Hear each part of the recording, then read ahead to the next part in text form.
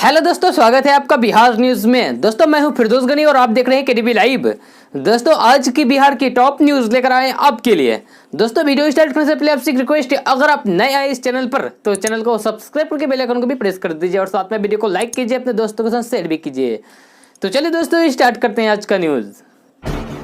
बिहार में टीचर बनने के लिए जिसने एसटीईटी परीक्षा दिया था उन्हें बहुत जल्द खुशियां मिल सकती है। जी हां, क्योंकि शिक्षा विभाग में आज कई मुद्दों पर हुई बैठक में 15 मई से पहले एसटीईटी का रिजल्ट जारी करने पर सहमति बनी है। आपको यह भी बता दें कि रिजल्ट जारी होते ही राज्य में 34,000 उच्च माध्यमिक शिक्षकों की नियुक्ति करने का भी फैसला किया गया है। प्राथमिक शिक्षा निदेशक रंजीत कुमार सिंह ने इस बात की जानकारी दी है कि एसटीईटी के साथ टीईटी पास अभ्यर्थियों की नियुक्ति भी जल्द लॉकडाउन खत्म होते ही की जाएगी, लेकिन उसको लेकर एनसीटीईटी से बहाली को लेकर मार्गदर्शन मांगा गया है और मार्गदर्शन आते ही टीईटी की बहाली भी की जाएगी।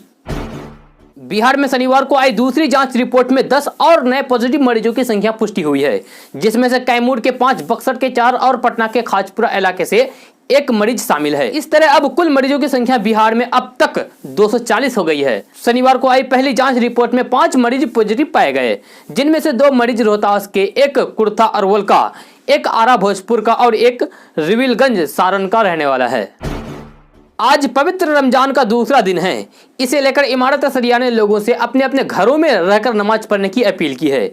इसी बीच बिहार के मुख्यमंत्री नीतीश कुमार ने पवित्र रमजान महीने के प्रारंभ होने पर राज्यवासियों विशेषकर मुस्लिम समुदाय को हार्दिक बधाई और शुभकामनाएं दी है। इमारत सरिया ने गाइडलाइंस जारी करते हुए कहा कि रमजान में धर्म और कानून दोनों का पालन करें। अपने जारी बयान में इमारत सरिया ने कहा है कि इस पवित्र महीने की विशेष इबादतों में से एक तरावी की नमाज है। उन्होंने कहा कि लॉकडाउन में सरकार की तरफ से किसी भी प्रकार की सभा पर रोक लगा दी गई है और तरावी की नमाज भी सभी अपने घरों में ही पढ़ें।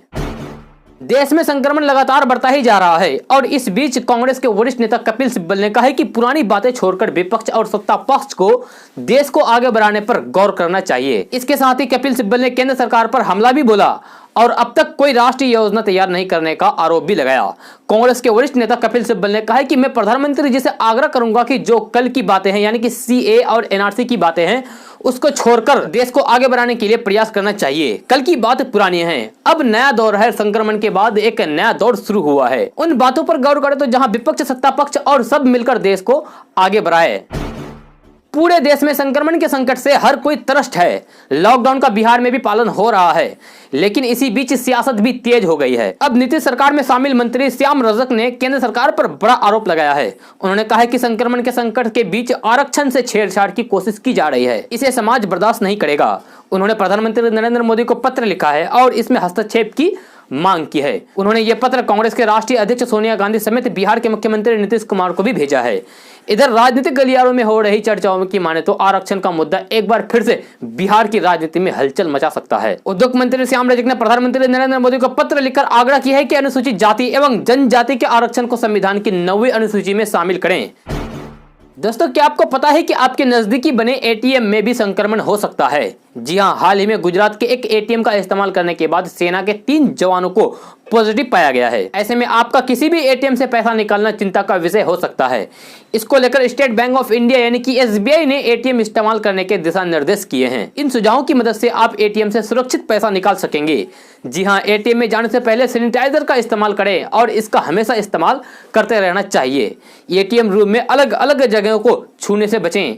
एटीएम की लाइन में खड़े रहने के दौरान अचानक छींक आती है तो फिर अपना मुंह को बाजू या फिर टिश्यू से ढकें। इस्तेमाल किए गए टिश्यू, रूमाल या फिर मास्क को एटीएम के कमरे के अंदर ना फेंकें। अगर आपने किसी भी सतह को छुआ है तो तुरंत सैनिटाइजर से हाथों को साफ करें। एटीएम लाइन में खड़े रहते हुए अपने चेहरे, नाक और मुंह को छूने से बचें। लाइन में लोगों से 1 मीटर की दूरी रखें। एटीएम चेंबर में अगर गलती से किसी सतह को छू लिया है तो तुरंत वाइस और सैनिटाइजर से हाथ साफ करें। बिहार में बढ़ते संक्रमण की रोकथाम के लिए किशनगंज जिला प्रशासन द्वारा तमाम एहतियात बरते जा रहे हैं। अंतर्राष्ट्रीय और अंतर्राज्यीय सीमा से सटे होने के कारण किशनगंज जिले में संक्रमण रोकना प्रशासन के लिए चुनौती बनी हुई है। खासकर सीमावर्ती बंगाल के रेड जोन इलाके से बिहार के ग्रीन जोन किशनगंज को बचाना चुनौतीपूर्ण है। लिहाजा किशनगंज प्रशासन द्वारा किशनगंज जिले में बाहरी लोगों के प्रवेश पर रोक लगा दी गई है। इसे लेकर शुक्रवार को जिला अधिकारी आदित्य प्रकाश और पुलिस अधीक्षक कुमार आशीष ने बंगला सीमा का निरीक्षण किया। एमजीएम मेडिकल कॉलेज रोड स्थित बंगला सीमा और मालद्वार लूप पॉइंट के निरीक्षण के दौरान जिला अधिकारी ने सीमावर्ती सभी लूप पॉइंट को सील करने का निर्देश दिया है। दिल्ली में संक्रमण मरीजों के प्लाज्मा थेरेपी से हो रहे इलाज के उत्साहजनक परिणाम के बाद बिहार में भी संक्रमण मरीजों का इलाज करने के लिए प्लाज्मा थेरेपी का इस्तेमाल करने की योजना बनाई गई है। राज्य के स्वास्थ्य सचिव संजय कुमार ने बताया कि बिहार सरकार की ओर से भी ICMR पटना एम्स में संक्रमित मरीजों को प्लाज्मा थेरेपी देने की इजाजत मांगी गई है।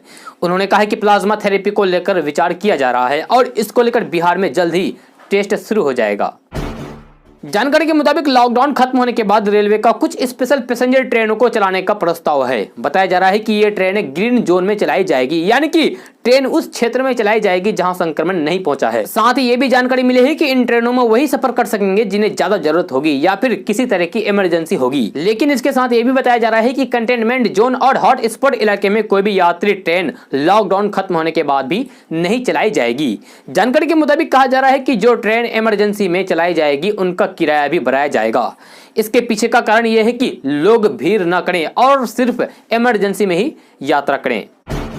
बिहार के शहरी गरीब परिवारों के खाते में भी नीतीश सरकार 1,000 रुपए भेजेगी। नगर विकास एवं आवास विभाग द्वारा निकायों में कराए गए सर्वे में ऐसे शहरी गरीब परिवारों की संख्या लगभग 1.5 लाख है और इनसे जुड़े लोगों की संख्या तकरीबन 6 लाख है। इन लोगों के पास राशन कार्ड नहीं है।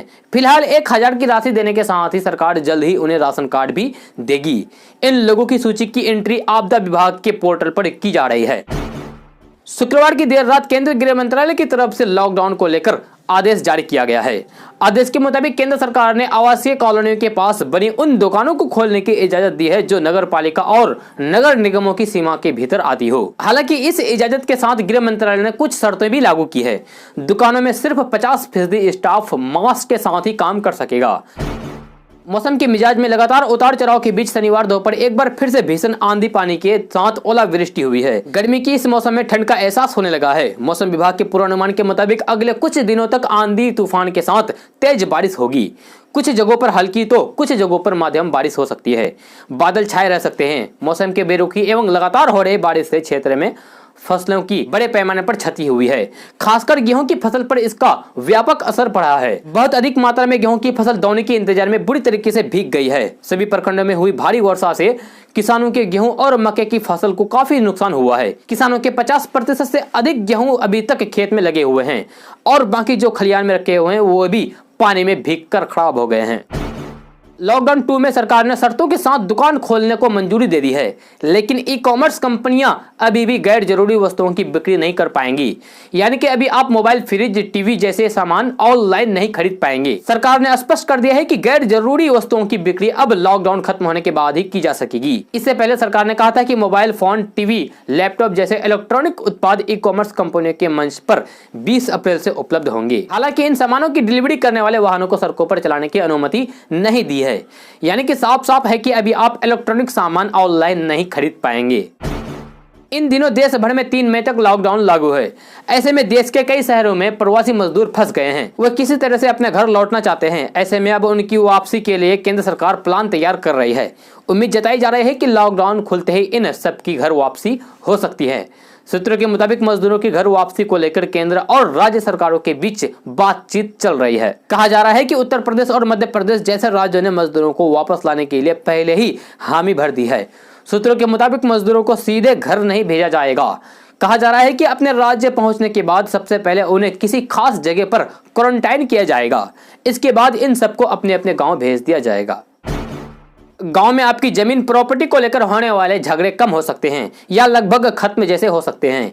इस दिशा में गांव के लिए पंचायती राज दिवस पर प्रधानमंत्री नरेंद्र मोदी ने 2 अहम योजनाओं की शुरुआत की है। ये योजना है स्वामित्व योजना और ई ग्राम स्वरोजगार ऐप और पोर्टल। पीएम मोदी ने स्वामित्व योजना की मदद से गांव में प्रॉपर्टी को लेकर होने वाले विवादों का निपटारा करने का प्रयास किया है। ये मैपिंग ड्रोन के जरिए होगी। हर एक प्रॉपर्टी का हिसाब किताब होगा। प्रॉपर्टी के मालिक को टाइटल लीड मिलेगी और एक सर्टिफिकेट मिलेगा। प्रधानमंत्री नरेंद्र मोदी के मुताबिक इसका सबसे बड़ा लाभ होगा कि प्रॉपर्टी को लेकर जो झगड़े होते थे वे कम हो जाएंगे या फिर नहीं होंगे। साथ ही इससे गांव की प्लानिंग में मदद मिलेगी। शहरों की तरह गांव में भी बैंकों के द्वारा लोन आसानी से मिल सकेगी। स्वामित्व योजना फिलहाल 6 राज्य यूपी, महाराष्ट्र, कर्नाटक, मध्य प्रदेश, हरियाणा और उत्तराखंड में लॉन्च किया जा रहा है। ये एक तरह के पायलट प्रोजेक्ट है। इन राज्यों में योजना की सफलता के बाद इसे पूरे देश में लागू किया जाएगा। संपूर्ण लॉकडाउन के कारण उत्पन्न कठिनाई पर बिहार के आमजनों और सभी जरूरतमंदों को बिना आधार कार्ड और वोटर आईडी कार्ड के अनाज उपलब्ध करवाने, बिहार के बाहर फंसे विद्यार्थियों एवं मजदूरों के लिए राहत व्यवस्था करने, कामगारों को रोजगार उपलब्ध कराने सहित कुल 7 सूत्रीय मांगों को लेकर रालोसपा कार्यकर्ता ने शनिवार को 1 दिवसीय सांकेतिक उपवास रखा है। दोस्तों, कल से रमजान का महीना शुरू हो गया है। संक्रमण की वजह से लोगों से घर में ही तरावी की नमाज अदा करने और इफ्तारी के दौरान सोशल डिस्टेंसिंग का नियम मेंटेन करने की अपील की गई है। कटिहार के बाटा चौक में स्थित जामा मस्जिद के इमाम ने रोजेदारों से खास अपील करते हुए कहा कि सरकारी आदेश को देखते हुए इस बार तरावी का नमाज भी मस्जिद में न पढ़ें, घर में ही पढ़ें। इसके अलावा घर में सोशल डिस्टेंसिंग के साथ ही इफ्तारी करने की अपील की गई है। दोस्तों, आज का न्यूज़ बस यह था। कैसा लगा आप लोगों को आज का न्यूज़? जरूर अपना सुझाव दीजिएगा नीचे कमेंट बॉक्स में कमेंट करके। अगर आप नए आए इस चैनल पर तो चैनल को सब्सक्राइब करके बेल आइकन को भी प्रेस कर दीजिए और साथ में वीडियो को लाइक कीजिए, अपने दोस्तों के साथ शेयर भी कीजिए। तो चलिए दोस्तों, फिर मिलते हैं नेक्स्ट वीडियो में।